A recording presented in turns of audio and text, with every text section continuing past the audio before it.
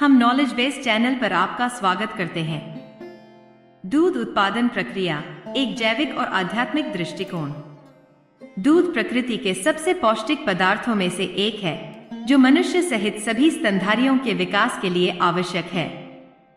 इसका उत्पादन एक जटिल जैविक प्रक्रिया है, जो मादा स्तनधारियों के स्तन ग्रंथियों में शुरू होती है। रोचक बात यह है कि कुरान 1666 इस प्रक्रिया को एक गहन और वैज्ञानिक रूप से सटीक तरीके से वर्णित करता है। मल और रक्त के बीच से हम तुम्हारे लिए दूध निकालते हैं। यह आयत रक्त और शारीरिक तरल पदार्थों के शुद्ध पौष्टिक दूध में परिवर्तन की चमत्कारिक प्रक्रिया को दर्शाती है, एक ऐसी प्रक्रिया जिसे आधुनिक विज्ञान ने हाल ही में विस्तार से समझा है। दूध उत्पादन की जैविक प्रक्रिया। स्तनपान, हार्मोनल उत्तेजना। दूध उत्पादन या स्तनपान गर्भावस्था के दौरान प्रोलैक्टिन और एस्ट्रोजन जैसे हार्मोन्स के प्रभाव में शुरू होता है। प्रसव के बाद प्रोलैक्टिन का स्तर बढ़ता है, जो स्तन ग्रंथियों को दूध बनाने का संकेत देता है। स्तन ग्रंथियों में दूध संश्लेषण। स्तन ग्रंथियों में छोटी छोटी थैलियां एल्वियोली होती हैं, जहां दूध बनता है। रक्त इन ग्रंथियों तक पोषक तत्व, प्रोटीन, वसा, शर्करा पहुंचाता है, जहां विशेष कोशिकाएं इन्हें छानकर दूध के घटकों में बदल देती हैं। प्रोटीन, कैसीन और वह रक्त में मौजूद अमीनो अम्ल से बनते हैं।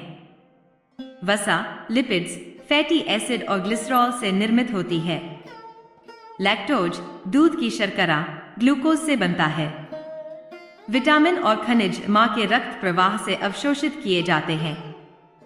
रक्त छानने की भूमिका।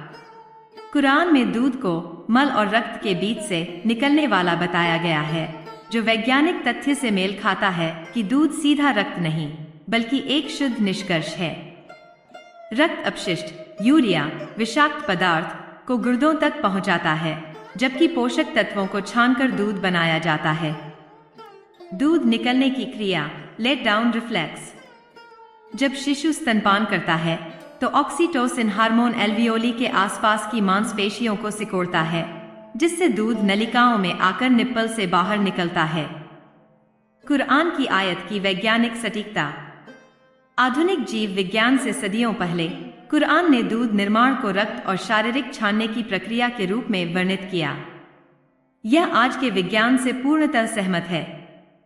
दूध केवल छना हुआ रक्त नहीं है, बल्कि इसके घटक रक्त के पोषक तत्वों से बनते हैं। स्तन ग्रंथियां एक चयनात्मक फिल्टर की तरह काम करती हैं, जो हानिकारक पदार्थों को रोककर लाभदायक तत्वों को दूध में शामिल करती हैं। मल और रक्त के बीच का उल्लेख शरीर की अपशिष्ट निकालने और पोषक तत्वों के उपयोग की दोहरी प्रक्रिया की ओर इशारा करता है। निष्कर्ष। दूध उत्पादन जीव विज्ञान का एक अद्भुत चमत्कार है, जहां रक्त, हार्मोन्स और ग्रंथियां मिलकर नवजात शिशुओं के लिए एक संपूर्ण आहार तैयार करती हैं। कुरान का वर्णन 1666 न केवल इस प्राकृतिक चमत्कार को दर्शाता है, बल्कि यह भी दिखाता है कि कैसे प्राचीन धार्मिक ग्रंथ आधुनिक विज्ञान से मेल खा सकते हैं। चाहे जैविक दृष्टि से देखें या आध्यात्मिक, दूध जीवन की जटिल और सुव्यवस्थित रचना का एक प्रमाण है। लाइक करें, सब्सक्राइब करें और अधिक आश्चर्यजनक खोजों के लिए घंटी दबाएं। हमारे साथ बने रहिए।